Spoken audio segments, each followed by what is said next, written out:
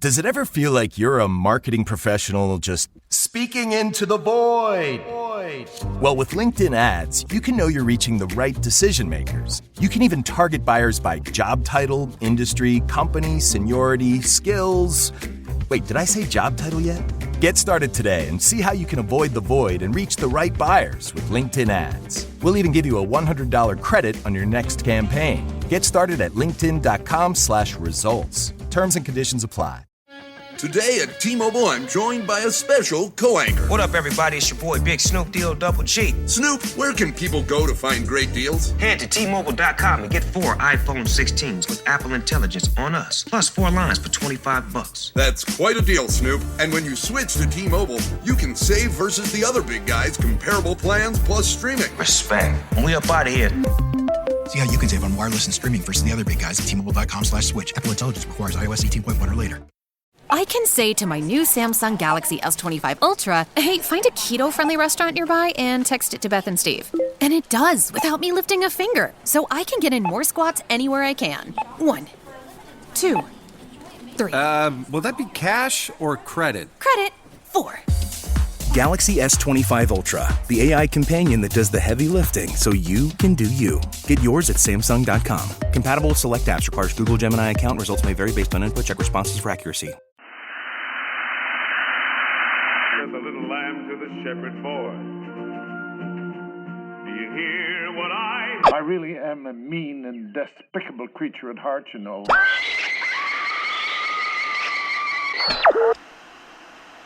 You may wish to adjust the dial. You're currently tuned into the wrong station.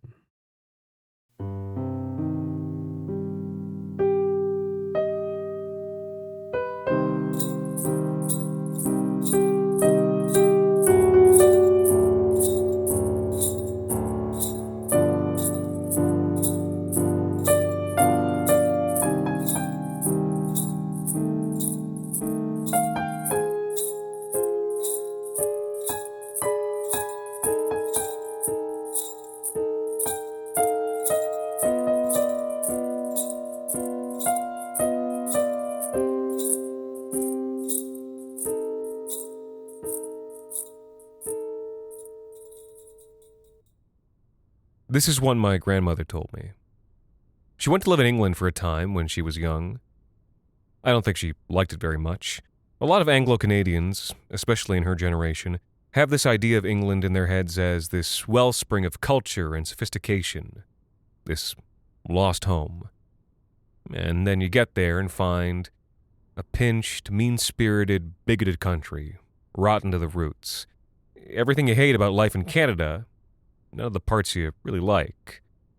She never said this to me, of course. She's still a royalist at heart, even after everything. Still loyal to the idea of England she got from Shakespeare and a selective reading of Dickens. But listening to her talk about those years she lived there, you get little glimpses of how unwelcome she must have felt. A colonial girl, and with an ethnic name, no less. I think the people there, even other children, barely spoke to her. I think the only friend she had in that big old house was the dog. I don't have a good description of the house for you. I filled it in from my own imagination with bits of old Toronto houses, Hill House Gothic mansions, and Doctor Who Christmas Special Victoriana. I'm sure the image in my head looks nothing like the reality. But there was a dining room with old wooden chairs where they ate breakfast every morning, and whenever it was just the kids, something curious would happen. From time to time, the oldest boy in the house would get up from the table and walk around to the door which led to the hallway.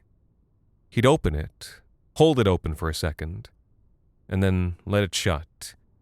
After that, he'd quietly return to his chair and continue eating breakfast. I think it speaks to the kind of place she had in that house that my grandmother never asked about this little ritual, or why the room would feel cold each time the boy sat back down again. The house was the kind of big country manse where they held parties several times a year. Parties where the women would be wearing silk gowns and elbow-length gloves, and the men black tailcoats and court shoes. Children, of course, were not permitted, but there was a gallery overlooking the entrance hall, and the children would sit with their legs dangling down through the railing. As long as they didn't make any noise, they were allowed to watch the guests come in, allowed to marvel at the extravagant dresses, the elegant dancing. The gallery was short, so my grandmother, of course, was relegated to the top of the stairs instead. The dog would sit beside her. He, at least, was a large, comfortable country animal with a strong smell. Something she noticed every time she sat there watching guests arrive for a ball was that from time to time the dog would lean into her and shiver. Christmas, the last Christmas she was in the house before she returned home in January, was an especially grand affair. There were important people in attendance, lesser royals or cabinet ministers or something. Bastards, probably, but the house was full, and the men's boutonnieres all bloomed, and light blazed from the women's diamond tiaras, and that entire evening, as my grandmother sat on the stairwell, the dog was pressed into her, trembling the whole night, and its eyes wide and its tongue panting as if the poor creature had been running a race instead of sitting quietly at the topmost stair. It was only after that night, and probably only because she was leaving, that my grandmother dared to finally ask the question one morning at breakfast. Why is it that when we're sitting on the gallery at a party, the dog does that thing where he leans into you and trembles? A silence fell. The other children all put down their spoons and looked at her like she was stupid. And after a moment, the oldest boy said, "Well, when that happens, that's just the old people heading down to the party." And as she was digesting that, he stood, walked around to the other side of the room, and opened the hallway door. He waited for a moment, and then the room grew cold. Then he let the door fall shut and returned to his breakfast, while whatever he had allowed into the room just sat there with them. And when you open the door like that, my grandmother managed to ask at last, "Is that the old people too?" A little scoff. Of course. The rest of the meal they ate in silence, like good children do. They were, after all, observed. My grandmother, nowadays, is a very grand old lady, more British than the British, as they say. But I know that's all really just a facade. Who she actually is the person who cackles with her theater friends about old gossip, who taught me all my first swear words, who always made me a soft-boiled egg with toast soldiers for breakfast as a kid, and the yolk always perfectly runny. I still think of her sometimes in that old house in the old country, sitting on the stair and not seeing what those other children saw. They were all watching the old people dance and whirl among the pale shadows of the living. She was only paying attention to the frightened animal beside her. I love her very much for that.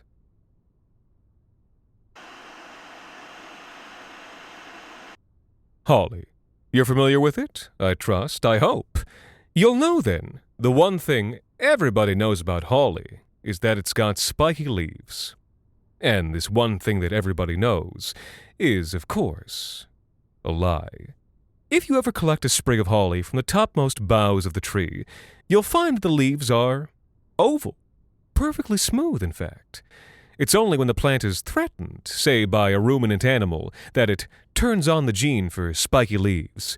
Suddenly those smooth edges deform into bitter points. Dr. Rudolph Carson was disturbed by this phenomenon. It's not right that the plant should be able to learn, he would tell his colleagues.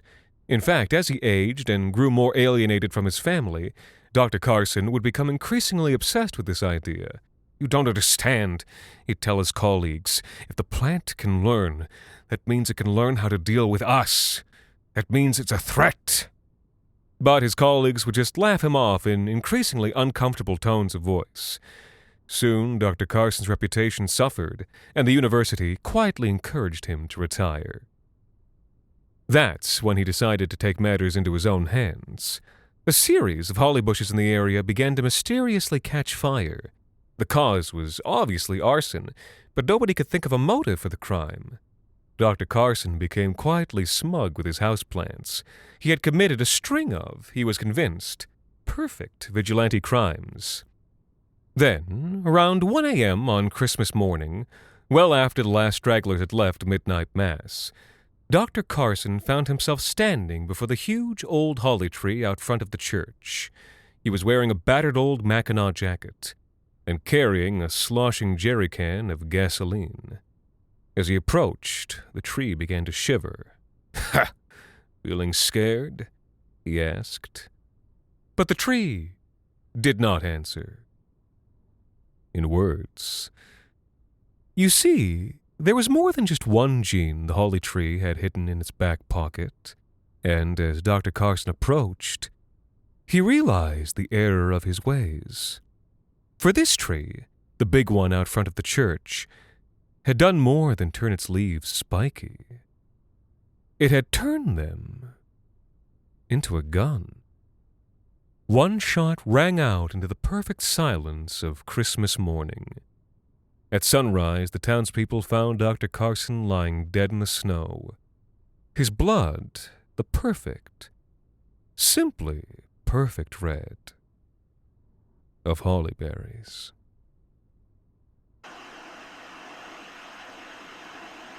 Thank God for the GO train. Thank God for reasonably affordable public transit. Without it, it would have been a panicky 4-hour drive. Instead, it was 2 hours. 2 hours they could spend hashing out the secrets in Michelle's family.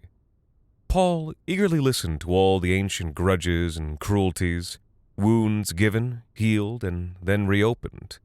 He'd resisted it at first, but now, more than a year into their relationship, he could admit that Michelle brought out the gossipy bitch in him, and he loved her for it.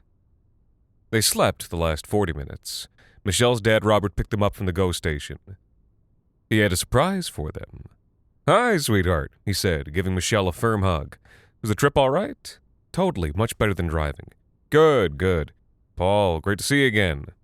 Robert reached out to shake Paul's hand, but as he did so, there was a brown blur of movement as something leapt down from the back seat. Paul blinked, bringing his hands up like a boxer ready to strike, then looked down to where 2 paws rested just above his navel. "Whoa, sorry he scared you," said Robert, reaching for the collar. "Still a pup." "He's so cute," said Michelle. "So this adorable fluff ball is the surprise?" "Yep," said Robert. "Your ma and I finally pulled the trigger. Decided we'd been empty nesters long enough. His name's Junior. The guy we got him from said he's a setter mix." Paul didn't say anything. He knew what he wanted to say. He knew that if he said it, Michelle and Robert would just laugh. He knew it was a ridiculous thing to say anyway, so what would be the point in saying it? But all the same, he thought it. And once he thought it, he couldn't stop thinking it. And what he thought was, that isn't a dog. It wasn't anything specific about the way Junior looked or acted. He couldn't point to anything like 2 heads or a 5th leg. Paul simply knew, the same way animals know not to eat certain poisonous berries. In the front seat, Robert and Michelle were chatting about plans for Christmas dinner. Junior was laying on an old towel next to him. Paul kept his eyes out the passenger window. Was Junior a coyote? A fox? No, nothing so simple.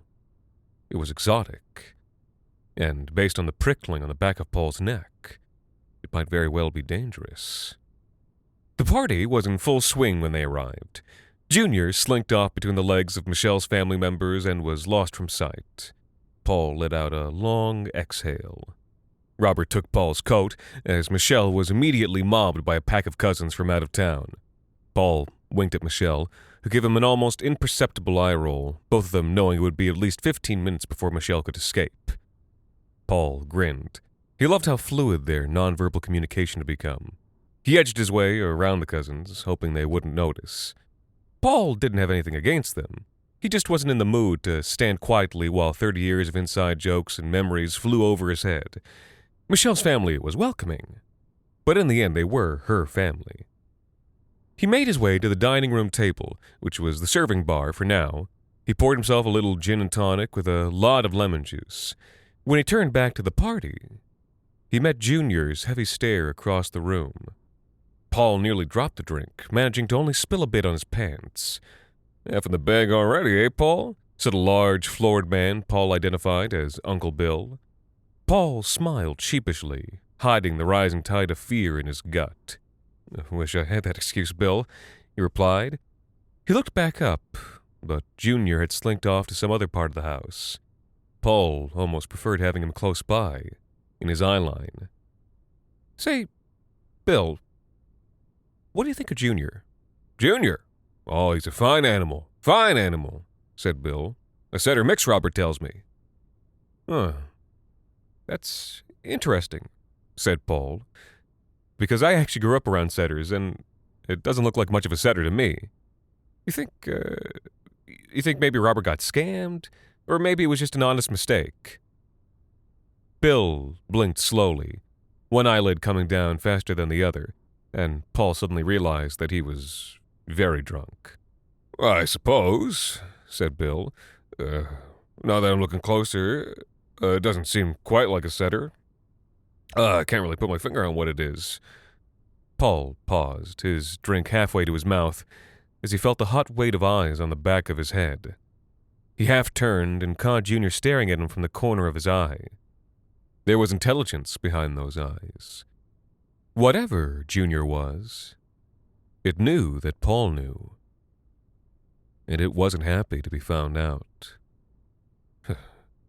"Maybe not even a dog at all," said Paul. "A wolf?" said Bill. "Fine idea. Quite fine." Paul didn't reply, just gulped down the last of his drink and poured another. "Hey, can I talk to you?" said Michelle. It was hours later. Dinner still hadn't been served. Paul wasn't hammered, but he wasn't too far off from Uncle Bill either. Junior lay asleep near the Christmas tree, his legs sprawled in a way that suggested too many joints.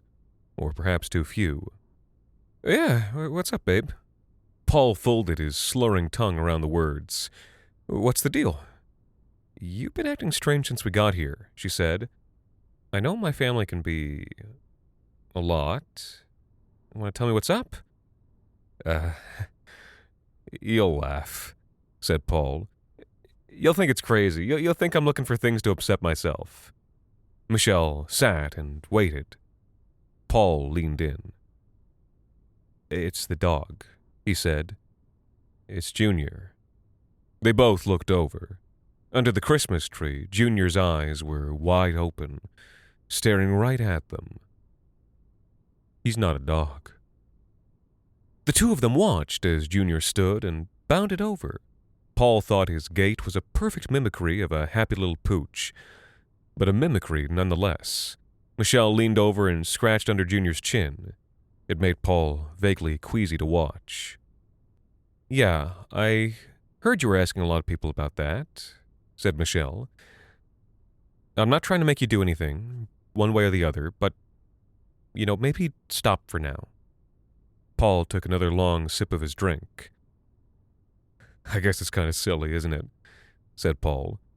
He didn't look down. He didn't have to know that Junior was staring at him. Michelle continued. "Oh, before I forget, I grabbed my aunt's phone number. You said you were looking for more marketing work, right?" said Michelle. "Maybe talk to her about that." She handed him the phone number on a slip of paper. Paul nodded vaguely, feeling for the first time since they met a vast distance between the two of them, as if the note was being handed to him from another dimension. Sure," said Paul. "Sorry, I'll straighten up. Just nervous, He crushed the phone number in his fist and crammed it into his pocket. Michelle nodded. She ruffled his hair awkwardly and rejoined the party. Junior stayed, staring at Paul, who refused to meet his gaze. After a few minutes, Junior left too. And then Paul was all alone. Dinner was finally served. The heavy holiday fare only served to deepen his isolation. Cheery banter had been impossible because of Junior. Now it was impossible because the rush of calories had thickened his tongue and clouded his mind. He could see Michelle sitting near Robert. Junior was at Robert's feet, not begging for scraps, not barking, not being a dog.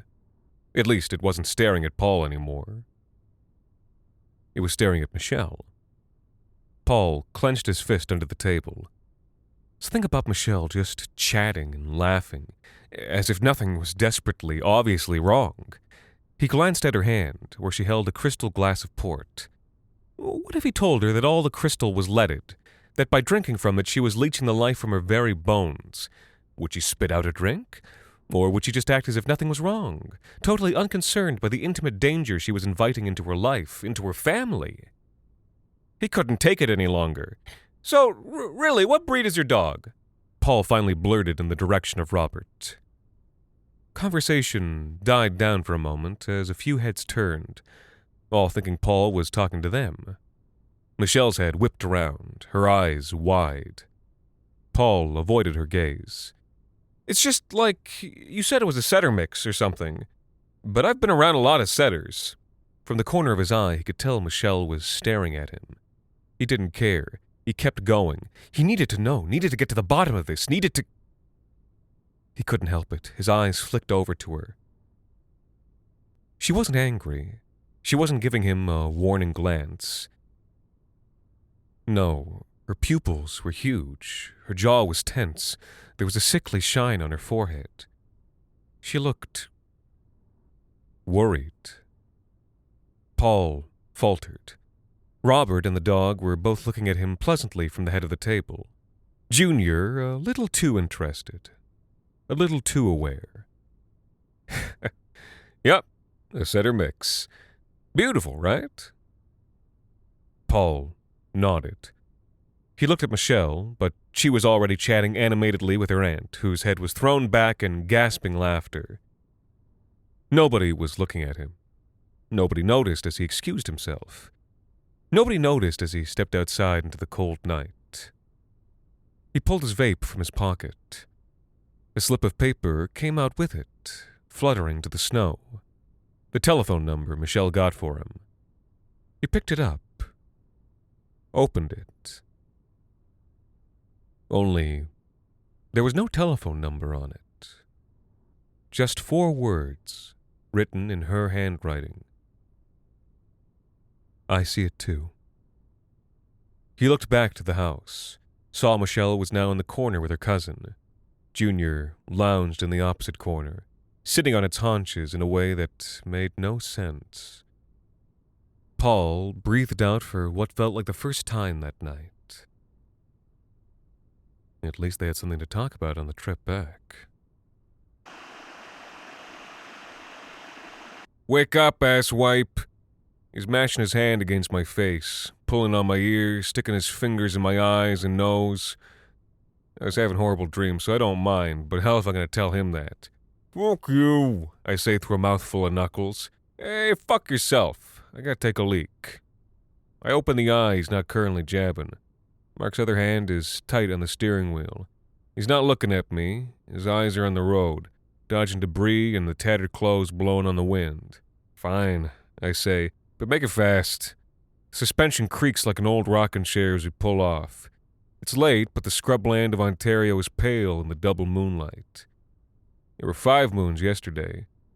Who knew how many there'd be tomorrow? Hurry up, idiot. Yeah, tell it to my dick. Mark finds a desiccated bush and gets to work. Cracked ground soaks up his piss, probably happy for the nitrogen. A light, brighter than any dawn, crests the ridge way over to the north. I gesture silently to my brother. His face turns grim. The trickling sound stops and stays stopped until that light dies down and fades away, traveling into the west. Maybe next time. Maybe next time. Back in the car, it's my turn to drive. Final leg. Big brother time. A road I'd driven 1,000,000 times in my mind since the world ended. I put it out of my head. Mark reclines in his seat. He's asleep instantly. I don't jab him in the eyes as much as I want to. Instead, I flick on the radio and let the static wash over me. Mom and Dad, Mom and Dad. How many times have Mark and me skipped the holidays? Shit. Probably would have shown up one of those times if we'd known this was around the corner. Put up with the sniping, drinking, the fist fights, the big speeches about how I never amounted to nothing. Nothing good, anyway. Then again, what would being around that have gotten me? At best, a black eye. Even odds if it was from Mom or Dad. Then angels and shit start descending from the vault of heaven, and it starts to give you, I don't know, perspective. Mark talked me into it. His last stint in jail, there was a shrink who talked a lot about perspective. Got Mark reading books. Or articles, anyway. I stayed out of jail. Just barely. That's the way it was in our neighborhood. The older brothers are under a microscope from the moment the doc pulls them out. They learn to sneak out. They learn to bend the rules that can be bent. They learn to use leverage to keep certain things off the official record. That's why my credit score wasn't completely in the shitter. But the baby brothers, golden children, spoiled rotten. Spoiled so bad they think they can sell phony Louis Vuitton next to the high school and not get popped. And does Mark learn? Fuck no. That's why he's serving 3 years. I assume the sentence is still on. Not like the cops let a perp walk off just because it's the apocalypse. Something must have happened. Yeah, maybe the guards got raptured. Either way, Mark shows up at my apartment 4 a.m. yesterday, yammering about seeing Mom and Dad for the holidays, how it might be the last chance we get. It's the first time I'd seen him in 18 months. First time we talked in 2 years. And, yeah, I don't know. It's like I was saying before, angels and shit. Gives you perspective. We're into the city proper now, and I've never seen the place so deserted. Nobody on the sidewalk, all the stores closed. Only place I see people is when we pass the church on Walnut Avenue, packed to the gills with repentant sinners singing hymns. As we pass, I see something high in the sky and pull onto the sidewalk, doing my best impression of an abandoned car. A minute later, a seraph swoops down singing, "Holy, holy, holy," loud enough to knock the rear bumper clean off. I know it's a seraph because all those fuckers have 6 wings, 2 in the back like normal, then 2 in place of arms and 2 in place of legs. They fly in like a kind of corkscrew, rotating as the wind catches each of their wings at a different angle, a tornado of feathers and God's brilliance. Personally, I think they look fucking stupid. The seraph joins the hymns coming from the church, and slowly, I see everyone inside begin to ascend on beams of light that seem to come from everywhere and nowhere at once. It only takes a few seconds, and the seraph moves on. The church is silent now. I wait a few seconds to make sure that flying fucker isn't coming back. Then I jam on the gas. I can't believe it, but Mark didn't even wake up. A left and a right, and suddenly, bam, it's the old shitty neighborhood and the old shitty memories. Streets are just like when we left them, with a bit more wear and tear from all the panic. Plus piles of clothes in the gutters from all the people who got zapped right out of them. I realize I'm counting down the street numbers. I smack Mark. Fuck if I gotta do this alone. He comes to with a start, grabbing for a shiv he doesn't have. I wave in his face. Almost there, I say. I gotta mentally stop myself from grinding my teeth. The car eases up against the curb in front of the bungalow. I tug the parking brake. Mark is wide awake now. Neither of us is saying anything. I know this feeling. We're just pretending like we aren't here. Both of us ignoring the house and staring at Mom's big-ass cement bird bath eyesore that I wrenched my back installing. No bird sitting in it, of course. We're well past birds. Just one of those harmless, fat baby angels that takes off startled when the engine backfires. That fucking house. Those fucking people. But maybe, just maybe, I mean, perspective, angels and shit. They could change. And that's when the first candlestick flies to the front window, glass spraying like a confetti cannon after a touchdown. Mark and I instinctively duck down. Now that the glass is gone, I can hear Mom and Dad. Their screaming comes in overlapping waves. I'm catching snippets, flinching at each one like it's a direct hit. Nice aim, Ed Case! Fuck you! And things of that nature. Mark is looking at me, and fuck, man, he's got the little brother eyes. Same eyes as 25 years ago when he broke his kneecap falling off his bike and I was the only one there. Just like then, I got no idea what to do. But from the vibes radiating off the house, I know they're probably just getting started. In the rearview mirror, I can see the Archangel Michael, 300 cubits tall, descending on what looks like Detroit to liberate the righteous. Through the shattered window, Dad is yelling about Mom overcooking the fish. The same shit. Again and again. Even now. I look at Mark. Fuck this, I say. Let's get a coffee. We got some catching up to do. He nods, and I pull away from the curb. Wondering where the hell am I going to get a coffee? Not that I'm worrying about the small stuff like that anymore. Angels and shit. Perspective. You know?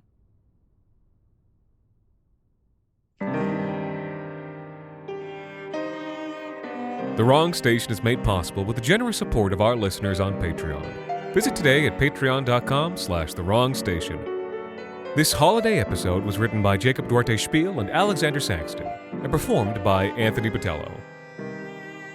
Thank you to Skylar Thomas Cohen, Theodora the Explorer, Ursula Fatsi, Michael Wisman, Lisa Taylor, Bojimbo, Laura Elliott, Heather, Haley, Eflatin Solmaz, Outlast Chance, Andre Duquette, Astrid, Christ Munch, Alan Chalfant, and Bean Planter for helping us keep the lights, well, off.